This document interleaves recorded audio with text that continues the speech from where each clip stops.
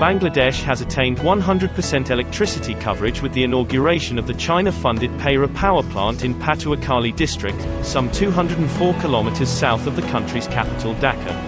At the inauguration ceremony held on Monday, Bangladeshi Prime Minister Sheikh Hasina said that, "It is the biggest thing that we've been able to light every house in our country." She thanked the Chinese government and all the staff from Bangladesh and China who had contributed to this project. Chinese ambassador to Bangladesh Li Jiming said at the ceremony that the project serves another major breakthrough in China-Bangladesh cooperation under the Belt and Road Initiative. It is another splendid symbol of China's strong commitment to Bangladesh in its development, he added.